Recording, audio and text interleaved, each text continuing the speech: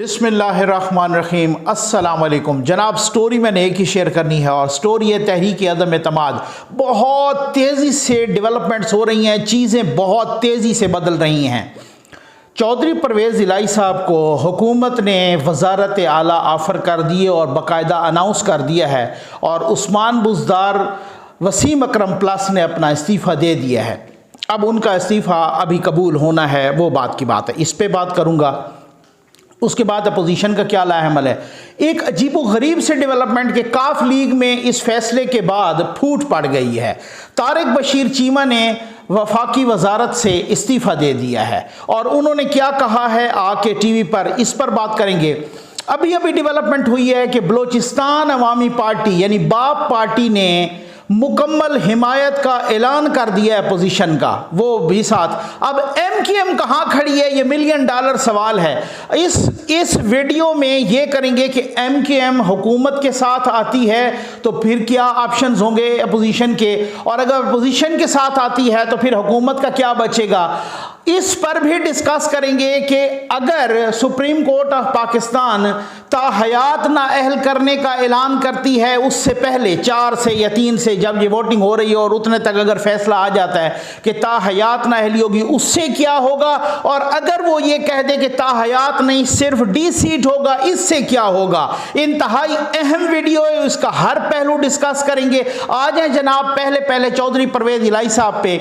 और कुछ लोग तो कह रहे हैं ना पोजीशन वाले कि जनाब वो सबसे बड़े डाकू को उन्होंने अब वजीर आला बनाने का ऐलान कर दिया। वो जो कहते थे मैं यू टर्न नहीं लूँगा, वो जो कहते थे कि उनको इल्मुल आदाद निकाल के किसी ने दिया है कि जब ये ऐन की लड़ी टूट गई तो फिर सब कुछ बिखर जाएगा तस्बीह के दानों की तरह, वो सारा कुछ जो है ना अपनी जगह। मैं खान साहब देखें, बात ये है कि जो कहते थे ना कि जब तक मैं हूँ, ये तो हमारा वसीम अकरम प्लस है, ये तब तक उतने तक ये रहेगा, वो बातें नहीं है। मैं वो वाली बात कर रहा हूं कि वो किसी ने कहा ना, देखे ना, आपको पता है कि बंदरिया के पैर जले थे ना तो उसने अपने बच्चे नीचे दे दिए, ठीक है ना। ये बात वही है कि खान साहब के पैर जले हैं तो उन्होंने वसीम अकरम प्लस को नीचे दे दिया है, उनकी बलि चढ़ा दी है, उनकी कुर्बानी दे दी है कि जी किसी तरीके से मेरी कुर्सी बच जाए, वसीम अकरम प्लस चला जाए, ठीक है। अच्छा, अब एक बात, मैं इसको सियासत कहता हूं। मैं खान साहब को ना पहले को बड़ा असूली समझता था और उनको यूथी समझते थे तो समझें, लेकिन मैं ना उनको पहले असूली समझता था ना अब समझता हूं। उन्होंने अपनी सियासत बचाने के लिए उनको कोई भी कुर्बान करना पड़े वो कर देंगे कुर्बान, वो कहेंगे कुछ भी हो जाए कुर्बान। वो तो इसको नहीं डिस्कस करता क्योंकि मैं डेविएट हो जाऊंगा टॉपिक से। टॉपिक बहुत अहम है आज। अच्छा, वो सियासत है, वो भी सियासत कर रहे हैं, पोजीशन वाले भी सियासत कर रहे हैं। मैं ये भी नहीं कहता कि वो असूलों की ढेरी पर चढ़े और जनाब ये बिल्कुल को बेअसूल है, लेकिन मैं वो कहता सियासत कर रहे हैं। हर बंदा कहता है सियासत है, अपनी अपनी सियासत है। अब सियासत में पत्ते खेल रहे हैं अपने अपने, बाकी कोई असूल नहीं है, वो वाली बात नहीं होती। अच्छा, अब अगर परवेज़ इलाही साहब को उन्होंने वज़ीर आला बनाने का ऐलान कर दिया है और उस्मान बुज़दार साहब से इस्तीफ़ा ले लिया है, अब वो इस्तीफ़ा कब कबूल होता है? क्या वो इस्तीफ़ा कबूल होता है इस अदम एतमाद से पहले या अदम एतमाद के बाद? ये भी तो एक है ना। क्या चौधरी परवेज़ इलाही साहब ने ये शर्त भी रखी है कि नहीं जी मुझे तो, जैसे उनकी पहले शर्त थी कि मुझे तो आप वज़ीर आला वहाँ पहले बनाएं, तब उसके बाद यहाँ पर अदम एतमाद में आपको वोट देंगे, ठीक है। अच्छा, एक बात। दूसरी बात ये कि अब यह भी बताया जा रहा है कि जहांगीर तरीन ग्रुप, अलीम खान ग्रुप, छीना ग्रुप वगैरह वगैरह ग्रुप, इन सारे ग्रुपों को मनाने का टास्क दिया गया है परवेज़ इलाही साहब को। क्या वो मना पाएंगे? क्योंकि अब जो उस्मान बुज़दार अगर मुस्ताफ़ी हों और उनका इस्तीफ़ा कबूल भी कर लिया जाए आज कल में या जब, और फौरी तौर पर असम्बली का इजलास बुलाया जाए, उस इजलास में फिर 186 बंदे हुकूमत को लाने हैं, चौधरी परवेज़ इलाही को लाने हैं। क्या वो आ पाएंगे? क्या वो जहांगीर तरीन ग्रुप या जो अलीम खान साहब जो नून लीग से नवाज शरीफ साहब से मुलाकात करके भी आए हैं और बाकी लोग छीना ग्रुप और सारे, वो सारे के सारे बंदे आ पाएंगे? क्योंकि अगर उनमें से 10, 12, 15, 20, 30 बंदे शार्ट हो गए तो बस तो गड़बड़ हो गई, फिर तो परवेज़ इलाही साहब नहीं बन सकते, एक बात। और अगर आ गए बिलफर्ज, ठीक, अब उसके बाद आप आ जाएं उससे आगे।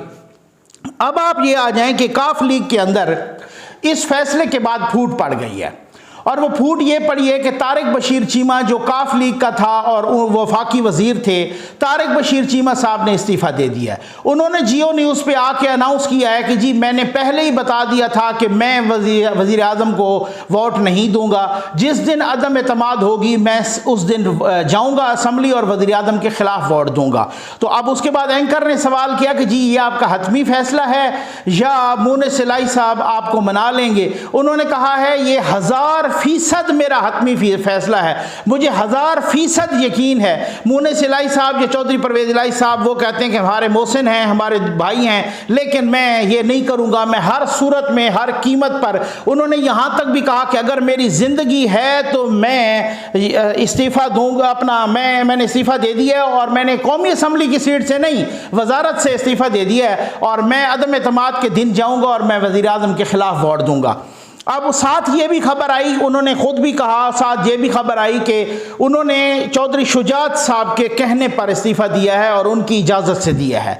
अब अगर उन्होंने उनकी इजाज़त से दिया है तो फिर चौधरी सालेक साहब किधर जाएंगे? बात तो ये है ना। और अगर काफ लीग के 5 में से 3 बंदे अपोजिशन की तरफ आ गए तो फिर तो वो काफ लीग तस्वर होगी, फिर चौधरी परवेज़ इलाही साहब वाली काफ लीग तस्वर नहीं होगी। एक बात तो ये है, यहाँ पे बात ख़त्म हो गई।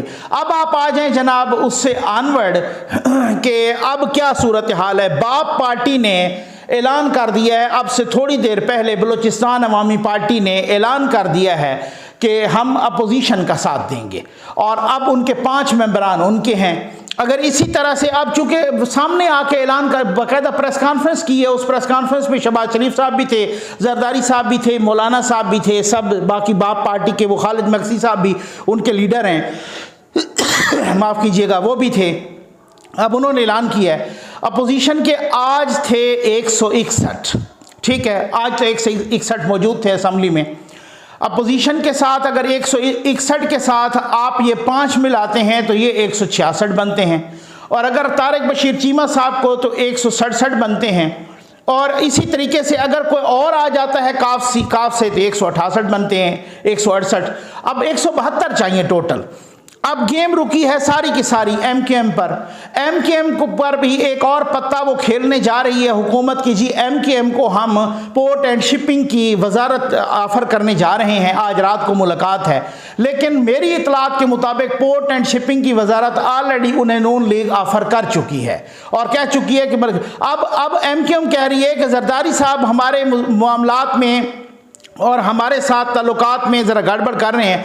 हमारा सारे का सारा मामला चल रहा है यहाँ पर, किधर, नून लीग के साथ मरकज़ में, और उनके साथ हमने वो बाकी वजारतों की बात करनी है या जो भी बात करनी है उनके नून के साथ मुज़ाकरात चल रहे हैं। तो वो क्या, अच्छा अब ये एक बात मैंने कहा ना कि सारी पॉसिबिलिटीज़ आज डिस्कस करेंगे ना। अब बात ये है, अभी तक सूरत हाल ये है कि अगर एमकेएम दो ही सवाल हैं जिस पर सारे डिस्कशन को लेके जाना है। अगर एमकेएम अपोजिशन के साथ आती है फिर क्या होगा, हुकूमत का साथ देती है फिर क्या होगा। एक सवाल ये है, इस दोनों सवालों को मैंने इकट्ठा कर दिया। एक सवाल ये है, दूसरा सवाल ये है कि अगर ताहयात नाअहली डिक्लेयर हो जाती है सुप्रीम कोर्ट की तरफ से फिर क्या होगा, और अगर ताहयात नाअहली डिक्लेयर नहीं होती फिर क्या होगा। नंबर 1, अगर एमकेएम अपोजिशन का साथ देती है, हुकूमत की अभी से छुट्टी हो गई क्योंकि उनके ऑलरेडी 172 नहीं बल्कि 175 या 176 वोट्स पहुंच जाएंगे इस गिनती के मुताबिक। तो फिर काफ लीग का और चौधरी परवेज़ इलाही साहब धरे के धरे रह गए, खैर से कुछ भी नहीं होगा। और मुनहरिफ अरकान को भी आने की ज़रूरत नहीं है, वो आए भी सही तो उधर ही बैठे रहेंगे, कहीं किसी लॉबी में ना जाएं, इनके नंबर वैसे ही पूरे हो जाएंगे। ठीक है, एक बात तो ये है। अब अगर एमकेएम भी हुकूमत का साथ देती है तो फिर जो इन्हसार होगा वो मुनहरिफ अरकान पर होगा। अब उसमें दूसरी बात है कि अब अगर फैसला आ जाता है सुप्रीम कोर्ट से, अगर सुप्रीम कोर्ट से तब तक फैसला नहीं आता बिलफर्ज, तो फिर मुनहरिफ अरकान बहुत सारे होंगे जो चले जाएंगे अपोजिशन की तरफ। ये फैसला अभी नहीं आया और वो या नहीं देना चाह रहे या अभी वो कहना चाह रहे हैं कि जी हम इलेक्शन कमीशन को दें और इलेक्शन कमीशन से हमारी तरफ आएगा तो फिर उसके बाद कोई सूरत हाल होगी। ठीक हो गया ना, ये वाली बात है। मैंने आपको पहले दिन से कहा है कि यहाँ पे कोई भी सियासी फैसला जब जाता है अदालतों में तो आप उससे प्योर ही सवाल, मैं पैनामा के बाद बिल्कुल उसे प्योर इंसाफ के अंदाज में नहीं देख रहा, मैं उसमें सियासी उनसर भी देख रहा होता हूँ, और वो हर एक चीज़ में होती है मुबैना तौर पे, बागी नज़र में उसमें सियासत भी शामिल होती है, ये कुछ भी हो सकता है। लेकिन अगर वो फैसला नहीं आता, अपोजिशन के बहुत सारे अरकान चले जाते हैं, लेकिन अगर वो फैसला आ जाता है कि ता हयात नाअहली, तो फिर मुझे भी कम अज़ कम, मैं इस सूरत में पूरा तकरीबन मुझे यही यकीन है कि राजा रियाज साहब जैसा बंदा, या बिलफर्ज आप कह लें कि नूर आलम जैसा बंदा, या बाकी लोग जो कि हल्के की सियासत करते हैं, उनके लिए तो बहुत मुश्किल हो जाएगा। हाँ, अलबत्ता ये है कि कोई इतनी बड़ी कुर्बानी देता है, कुछ लोग ऐसे हैं कि वो कहते हैं जनाब हमारी बड़ी उम्र हो चुकी है, आप हमें ये ताहयात नाअहल कर दें, कोई मसला नहीं है, हम ताहयात नाअहल हो गए, आप मेरे बेटे को ले आए। जैसे जहांगीर तरीन साहब को ताहयात नाअहल किया गया था तो उनके बेटे ने इलेक्शन लड़ा था, याद है ना आपको, आप मेरे बेटे को दे दें, मेरे भाई को दे दें, मेरी बीवी को दे दें, ये वाला आप जो है ना ये कर लें उसमें से, क्योंकि अपोजिशन के तो 4-5 मेंबर फिर कम होंगे ना, ज़्यादा 168 तो उनके हो रहे हैं, 172 उनको चाहिए टोटल, ठीक है। ये उस सूरत में कि अगर MKM खुल के हुकूमत के साथ खड़ी हो जाती है तो मैं कह रहा हूं, ठीक हो गया। और अगर फैसला भी इसी तरह से ताहयात नाअहली का आ जाता है तो फिर वो कहेंगे कि जी चलो हम दूसरी बात यह है, कुछ अरकान जो मुनहरिफ हैं उनमें सारे हल्के की सियासत करने वाले नहीं हैं, उनमें सारे के सारे इलेक्शन लड़ के नहीं आए, उनमें कुछ अरकान ऐसे भी हैं जो रिजर्व सीटों पर हैं और उनकी तादाद भी अच्छी खासी है, ठीक है ना। अब रिजर्व सीट वाला जो आता होता है ना, या जो आती होती है रिजर्व सीट पर, वो क्या होता है, आप असम्बली के रिकॉर्ड पे चेक कर लें, चाहे वो पंजाब असम्बली हो, चाहे वो ये वाली असम्बली हो, आप अगर जो रिजर्व सीटों पे आते होते हैं ना, उनको अगर आप ताहयात नाअहल कर भी दें, ठीक है ना, तो उनको पता है यार कि मैं अब आ गया हूँ या मैं रिजर्व सीट पे आ गई हूँ। रिजर्व सीट पे अक्सर व बेशतर ऐसा होता है तमाम पार्टियों में कि वो सिफारिश की बुनियाद पे आ जाते हैं ज़्यादातर। कुछ टेक्नोक्रेट्स होते हैं, कुछ जैसे लॉयर हैं, जैसे कोई डॉक्टर हैं, जैसे कोई एजुकेशनिस्ट हैं, इस तरह के। लेकिन आम तौर पे बाकी लोग जो आते हैं या जो ख़वातीन होती हैं वो इसी तरीके से पार्टी एफिलिएशन की बुनियाद पे आ जाती हैं, पार्टी के साथ उनकी खिदमात होती हैं, उस बुनियाद पे आ जाती हैं। तो वो सिफारिश से मुराद ये है कि कुछ का ये होता है कि वजीरों उनके जो बड़े बड़े लोग होते हैं पार्टीज़ के, उनके वो उस तरीके से उनके हल्के की होती हैं, तो वो वहाँ की खिदमात होती हैं कि जनाब इन्होंने हमारे साथ ये खिदमात सर अंजाम दी हैं और हमारे साथ पार्टी को इस तरीके से चलाया है और पार्टी के लिए खिदमात है इनकी, तो उनके साथ उनका उस तरीके का पार्टी का पॉलिटिकल ताल्लुक होता है, वो उस बुनियाद पे आगे रेकमेंड करते हैं तो वो हो जाते हैं।